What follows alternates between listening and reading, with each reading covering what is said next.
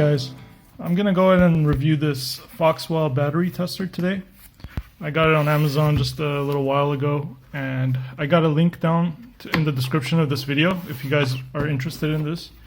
But I'm gonna go ahead and show it how it works. So this is the box it comes in. It's just the tester, it doesn't really come with anything else. Of course there's a manual and stuff like that. So let's put the box aside for a second.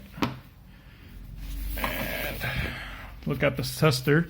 So it comes with this rubber case around it. You never really need to take this off because this tester doesn't require batteries or anything. Here is the cord. It's permanently attached, and in the ends are these alligator sort of clips. So let's go ahead and move on. I'm gonna go ahead and take this outside and connect it to the car battery and, you know, record it and test it out.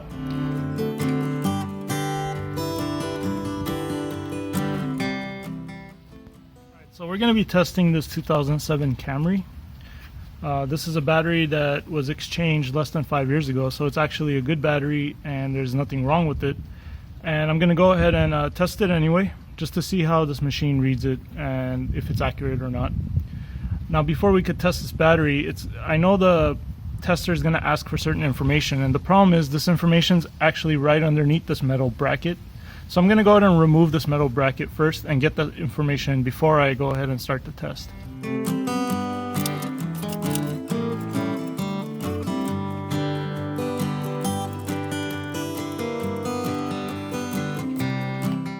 The information I'm looking for is actually right there, CCA. That means cold cranking amps. And this battery in particular has 550 CCA. Once I start the test, you'll see that I'm going to be asked that question and I'm going to have to put in 550. At this point, if you notice that there's a lot of white buildup around the terminals, you might want to go ahead and clean the terminals up first before you start the test.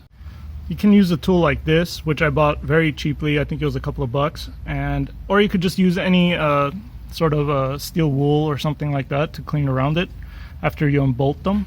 But yeah, something like this, you could see how it will be easier. You just have to insert it in and just rotate it around like this and it cleans it up for you. But we don't need to do that for this battery. Normally this is actually sitting on top like this, and that's a dead giveaway that this side is positive.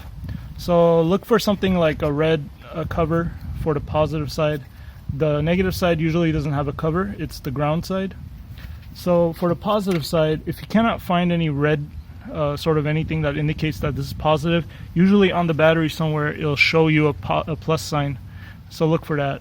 So I'm going to go ahead and connect it first as the positive side. Make sure you get a nice grip. I usually go for the bolt right here, and on the negative side I'll go ahead and connect it to the other bolt. Now as soon as you connect it, make sure that it's nice and tight and it's not going to fall off. And as soon as you connect it, you can see that it's showing the voltage of the car or of the battery without pressing any buttons. This is a nice feature to give you a nice good idea of what's going on with the battery. Of course, if the battery is not charged or it's completely dead, this thing won't turn on at all since it doesn't have a battery of its own. So if this doesn't turn on, either something's wrong with this, or you haven't gotten a good connection, or possibly your battery's so dead that it doesn't have enough power to power this tester. So in our case, everything looks good. 12.75 volts is very good. It's on the high side, so this battery is very healthy. Already I could tell. But let's continue the test. This is going to test both the battery charging. It's also going to test the engine startup and how the battery does under load. That's why it needs to know the CCA so that it could test it to see that it matches that CCA rating under load. So let's go ahead and press enter to start the actual test. So the first question is 12 volts or 24 volts. Any normal car like this that doesn't have a high-end speaker system or any other customized things in it is going to have 12 volts. So I'm going to go ahead and click enter because I know this for sure is 12 volt battery. The next question is, are you testing this battery outside or inside of the car? So if the battery is disconnected from the car and sitting outside, you would pick the first option. In this case, the battery is in the car and it's connected. to the car. So I'm going to go ahead and click in vehicle.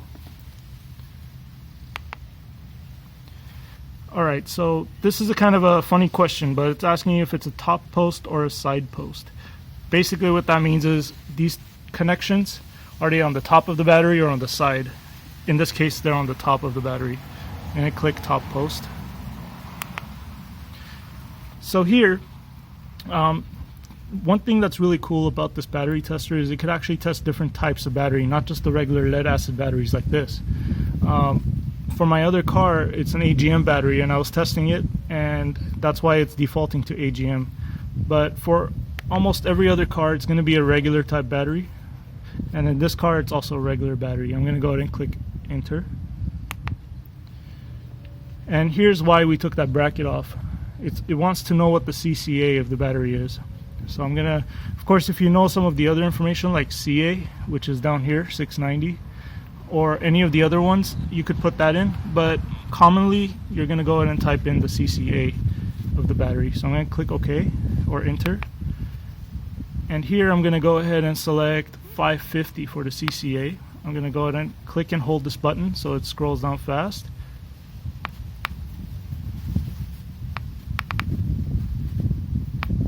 Alright, 550, there we go. I'm going to go ahead and click enter.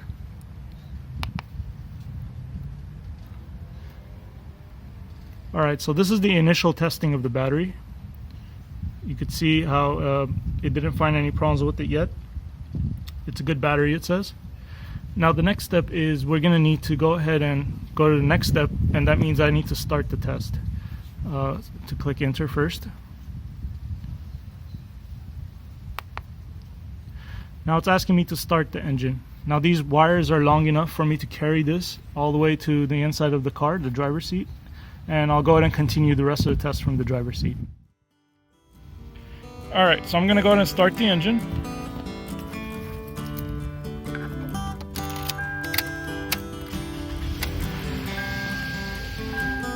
Alright, so it detected the cranking was normal.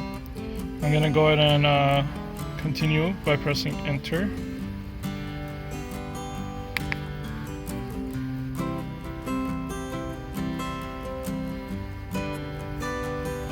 Rev engine when it loads off. I'm going to go ahead and hit the gas a little bit.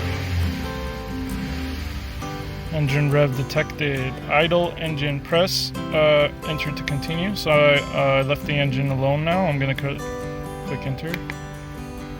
Testing alternator. Turn high beams and blower motor on, and the idle engine, press to continue. So high beams and alright.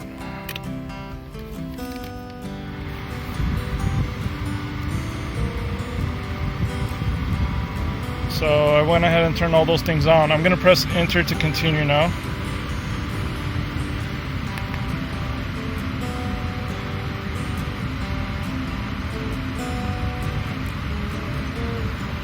Rev engine.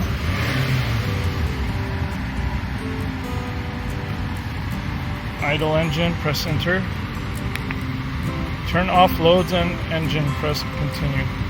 So I'm going to turn off all the loads, lights and all that stuff, and turn off the engine. Alright, it says press enter. Charging, no problems. Alright, so that's the end of the test. Let me take this key out so it doesn't bother us with its noise. Alright, so here's what I'm going to do. I'm going to go ahead and click back, and we're going to look at like a summary of everything it tested and just kind of go through it real quick. So you could do another test, or you could, this is another test, or you could view the previous test you just did. So I'm going to click view. As you can see, the battery is good, it says. There's no problems with it. This is about 3-year-old battery, I think, something like that. So I'm not expecting it to be bad. Gonna go ahead and click enter or down for the next part.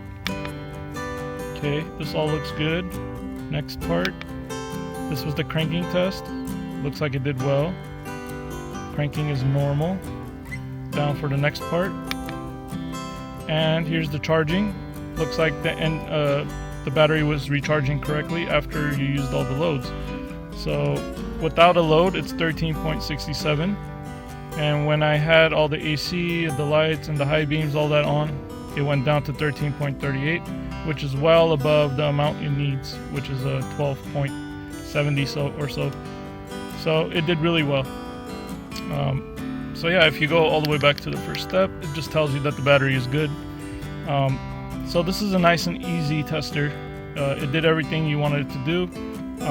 It's nice and clear. It tells you exactly what to do at what time, and it gives you all these results.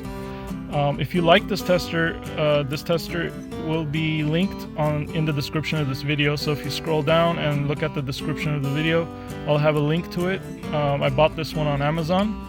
Alright, so if you guys like this video, please give me a thumbs up, subscribe to see more videos like this, and thanks for your support.